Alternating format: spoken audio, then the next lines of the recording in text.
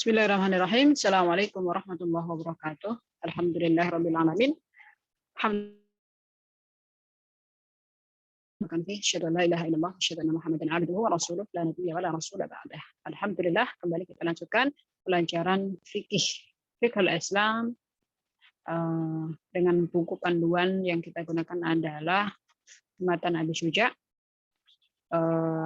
disyarah dengan syarahnya di sini yang kita pakai adalah Dr. Mustafa Adib Al-Bugha.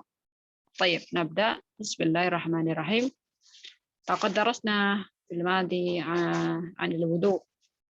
Hunaka arkan wa as-sunan. Intahayna minhu. Hadhihi sunnah. Sunanul wudu'i 10. انتهينا منه. الآن إن شاء الله سنبحث في الفصل الجديد، فصل الاستنجاء.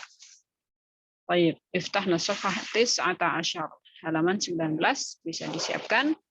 Kemudian seperti biasa sambil catatan disiapkan juga, pulpen disimak. Jika ada kata dan sebagainya yang perlu digarisbawahi, nanti bisa digarisbawahi. Baik, faslun. والاستنجاء واجب من البول والغائط والأفضل أن يستنجي بالأحجار ثم يتبعها بالماء ويجوز أن يقتصر على الماء أو على 3 أحجار يمكي بهن المحل فإذا أراد الاقتصار على أحدهما فالماء أفضل. الاستنجاء واجب. هذه فائدة الوضوء درسنا في الماضي. نبدأ من هنا. رقم واحد في الاستنجاء. لنقرأ معا. رواه البخاري ومسلم عن أنس بن مالك رضي الله عنه قال كان رسول الله صلى الله عليه وسلم يدخل الخلاء فأحمل أنا وغلام نحوي إداوة من ماء وعنزة فيستنجي بالماء. هذا هو الحديث دليل على استنجاء واجب. كان رسول الله صلى الله عليه وسلم dahulu Nabi sallallahu alaihi wasallam jika memasuki khala. Ma mana al-khala? Al-khala makan qada'ul hajah. Al-khala yakni makan qada'ul hajah, toilet. Makan tempat untuk membuang hajat, ya, qada'ul hajah atau toilet bahasa kita, ya. Jadi dulu Anas bin Malik ini meriwayatkan dari Nabi bahwasanya ketika Nabi Shallallahu Alaihi Wasallam masuk ke toilet, ya, fa'ahmilu ana, ya, Anas bin Malik berarti, ya, Anas bin Malik ini membawa wa ghulamun nahwi, dan ada bocah lagi seusia Anas bin Malik, ya, kan Anas bin Malik ini kan waktu itu usianya masih muda gitu, ya. Masih kecil, gulam itu ya kisarannya anak-anak SD gitu, ya. Ana wa gulamun nahwi itu seperti aku, seusia denganku, sebaya. Mereka bawa apa? Idawatan min ma'in wa anaza. Idawah, ma mana idawah? Idawah huna. Nah, idawah inaun shaghirun. Al-khala makan qada'ul hajah. Jadi mereka itu membawa inaun shaghirun min jildin, membawa bejana, ya, yang berisikan air tentunya. Membawa bejana yang terbuat dari kulit, bejana kecil. Wa anazah. Sedangkan anazah itu adalah harbah, ya. Harbah al-qasirah. Harbah qasirah itu ditafsirkan lagi yaitu tarakazal yusalli ilaiha kasutrah. Harbah itu semacam tombak qasirah tapi pendek tombaknya, ya. Tombak pendek, selain fungsinya itu untuk peperangan juga, ya, tombak bisa digunakan untuk peperangan, berperang atau membunuh sesuatu, ya, mungkin binatang. Itu terkadang bisa juga digunakan untuk sutroh saat sholat. Sutroh, ya, insya Allah nanti kita akan bahas pembahasan sutroh. Sutroh itu pembatas sholat, jadi ditaruh di depan, nah, agar supaya orang tahu nih batasan orang yang sedang sholat di situ. Jadi tidak bisa berlalu lalang di depannya. Nah, jadi Anas dan temannya tadi, Anas bin Malik dan gulamun, ya yang seusia, dia mereka membawa, yang satu bawa air, yang satu bawa tombak ya, untuk disodorkan pada Nabi gitu ya. Kemudian ternyata Rasulullah fayastanji bil ma. Rasulullah memilih air untuk beristinja. Ya, istinja itu apa sih? Istinja itu adalah yastanji itu apa? Takhallus min atharin najas ya, membersihkan bekas-bekas ya, bekas-bekas najis ya. Karena ketika orang itu membuang air besar maupun air kecil, pasti ada bekas ya, bekas yang masih tersisa nempel. Nah, dan itu kan najis. Nah, ini dibersihkan. Kalau bahasa kita ya cebok gitu ya, dari buang air besar ataupun BAK. Nah, Rasulullah ini dibawakan yang satu tadi tombak ya, mungkin bisa untuk ngelap gitu ya. Dan yang satunya adalah air, dan Rasulullah memilih air untuk beristinja. Kemudian ada satu lagi hadis rawahul Bukhari wa ghairuhu an Ibnu Mas'ud radhiyallahu anhu qala ata Nabi sallallahu alaihi wasallam al-ghaib fa amarani an atiyahu bi thalathati ahjarin. Nah, di lain kesempatan Rasulullah pernah mendatangi ya al-ghaib. Ma mana al-ghaib? Di sini al-ghaib maknaha al-makanul murkhafid min al-ard taqdi fihi al-hajah. Makan, tempat al-munkhafid yang rendah fil ardi ya, di dataran ya, di permukaan bumi tentunya ya, tempat yang sedikit rendah, taqdi fihil hajah. Semacam apa ya? Dataran yang rendah, yang lebih rendah tentunya ya, karena lebih privasi gitu ya. Nah, biasanya orang taqdi fihil hajah, membuang atau ya BAB atau BAK gitu. Wa yutlaqu ala ma yakhruju minad dubur. Terkadang ghaid juga ya, terkadang ghaid ini juga di penyebutan sesuatu yang keluar dari dubur ya, buras, itu juga disebut dengan ghaid. Bisa sesuatu yang keluarnya itu ya, najisnya itu, atau tempatnya, bisa juga disebut dengan tempatnya, tempat yang bisa digunakan untuk buang air besar ataupun buang air kecil. Nah, di sini Ibnu Mas'ud tadi disuruh Nabi ya untuk fa'amarani an ya'tiyahu bi thalathati ahjar. Kalau yang di sini Rasulullah ketika buang air besar ya, beliau memerintahkan siapa Ibnu Mas'ud tadi untuk memberikan ya beliau 3 buah batu. Bukan batu besar ya tentunya. Ahjar di sini batu kerikil kecil-kecil ya. Tidak terlalu kecil juga tapi juga tidak terlalu besar.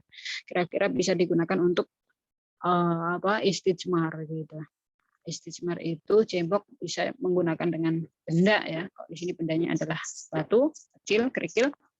Nah, kalau yang istinja itu adalah cebok menggunakan air. Nah, ini hadis yang pertama menggunakan air, hadis yang kedua menggunakan menggunakan batu kecil, batu kerikil.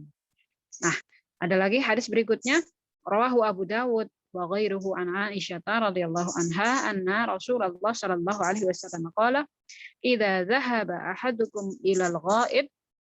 Hadis di belakang kita coba lanjutkan. Falyadhhab ma'ahu ya, di sini falyadhhab ma'ahu bi thalathati ahjar yastatibu bihinna fa innaha tujzi'u anhu. Kalau di sini hadisnya adalah dari Aisyah tadi ya, bahwasanya Rasulullah Shallallahu Alaihi Wasallam pernah bersabda, "Idza dhahaba ahadukum ilal ghaib," jika kalian hendak pergi untuk hajah, qada'ul hajah, ya, baik BAB atau BAK, maka hendaknya faliyadhhab ma'ahu bi thalathati ahjarin, hendaknya dia membawa bersamanya 3 batu kerikil, batu ahjar ya, 3 batu. Yastatibu bihinna fa innaha tujzi'u anhu. Yastatibu. Dia dari kata thayyib ya. Yastatib itu bisa dikatakan juga yastanji. Nah, di sini maknanya ada yastatibu ya, yastanji summiya bidzalik li'anna al-mustanji tatibu nafsahu bi izalatil khabas 'anil makhraj. Nah, yastanji disebut dengan yastatib itu karena al-mustanji, orang yang cebok tadi, dia membersihkan dirinya dari al-khabas, dari sesuatu yang kotor, yang anil makhraj, dari tempat keluarnya. Wa yujzi'u kullu jafin tahir kal waraqi wa nahwihi. Dan itu bisa diwakili, bisa menggunakan apa, sesuatu yang jaf, sesuatu yang kering, dan itu juga suci, seperti apa, al-waraq, seperti kertas. Jadi istinja itu tidak harus menggunakan batu ya, bisa menggunakan kertas ataupun kalau zaman sekarang mungkin tisu ya, bisa menggunakan tisu atau semacam ya benda-benda yang bisa digunakan untuk bersuci ya. Nanti ada pengecualiannya, yaitu tidak boleh beristinja menggunakan tulang belulang ya, ataupun menggunakan kotoran binatang yang sudah kering gitu ya. Kotoran binatang yang sudah kering itu tidak bisa digunakan untuk beristinja. Karena dahulu Rasulullah SAW pernah beristinja dan beliau ini dibawakan 3 buah batu, ternyata yang satu ini adalah kotoran hewan gitu, kotoran himar pada waktu itu. Maka beliau tidak menggunakan kotoran tersebut karena namanya kotoran gitu ya, tidak bisa digunakan untuk bersuci tentunya karena dia sendiri adalah kotor. Nah, ini adalah hadis yang berikutnya menyebutkan bahwasanya Rasulullah beristinja dengan tiga batu ya, 3 buah batu. Nah, yang berikutnya adalah rawahu Abu Dawud wa Tirmidzi wa Ibnu Majah an Abi Hurairah radhiyallahu anhu an Nabi sallallahu alaihi wasallam qala nazalat hadhihi al-ayah fi ahli Quba fihi rijalun yuhibbuna an yatatahharu wallahu yuhibbul mutatahhirin. Surah At-Taubah al-ayah 108. Qala kanu yastanjuna bil ma fa nazalat fihim hadhihi. Nah, akan tetapi ya dari beberapa cuplikan hadis di atas sebetulnya masih banyak sekali hadis-hadis yang lainnya yang berkaitan dengan istinja menyebutkan bahwa Nabi beristinja.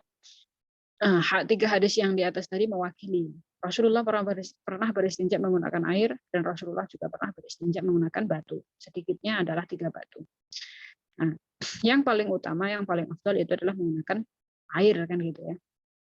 Maka di sini ada satu golongan, satu kaum rijalun ya, beberapa laki-laki yang mereka itu yastanjuna bil ma, lebih suka beristinja menggunakan air. Maka turun sebuah ayat ya yang diturunkan untuk ahlu Quba karena mereka ini begitu senang ya mendahulukan air, beristinja menggunakan air karena air itu lebih afdal untuk beristinja, membersihkan najis ya. Ayatnya adalah menyebutkan rijalun fihi rijalun yuhibbuna an yatatahharu wallahu yuhibbul mutatahhirin. Surah At-Taubah ya. Terdapat dalam surah At-Taubah ayat 108. Nah, bisa disimpulkan dari sini ada satu hadis di sini satu ya, kemudian 2 hadisnya, dan yang di belakang tadi ada satu lagi bahwasanya Rasulullah SAW ketika yaqdil hajah ya, ketika beliau qadaul hajah, beliau selalu beristinja. Jadi hukum istinja itu adalah wajib, hukumnya wajib. Wal istinja'u wajib minal bauli wal ghaid, dari buang air besar, buang air kecil maupun buang air besar. Wal afdal an yastanji bil ahjar tsumma yutbi'uha bil ma. Jadi afdalnya istinja itu adalah menggunakan batu dulu, kemudian setelah itu baru air. Wa yajuzu an yaqtasiru 'alal ma, boleh ya, salah satu yaitu air saja. Wa 'ala thalathati ahjar, atau menggunakan 3 batu. Tetapi ya fa idza arada al-iktisar, akan tetapi jika dia ingin salah satunya, maka fal ma'u afdal, menggunakan air itu lebih baik, sebagaimana yang dilakukan oleh rijalun fi ahli Quba tadi, yang mana mereka sampai-sampai diturunkan sebuah wahyu gitu ya. Allahu a'lam. Baik, kita lanjutkan. Wa yajuzu wa yajtanibul istiqbala al-qiblah wastidbaraha bis sahra.